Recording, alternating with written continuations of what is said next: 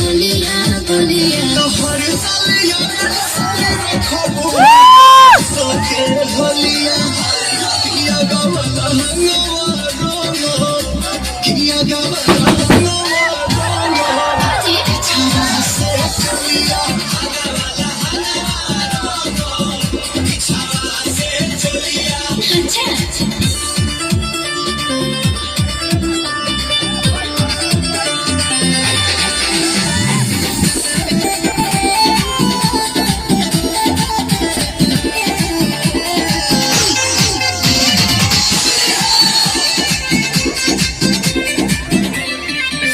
बड़े चौक पे काजे रंग दादी को देबा अली हदी को देबा गादादी को देबा सारा रारा होली है फिर दिन से रखल बानी सबर के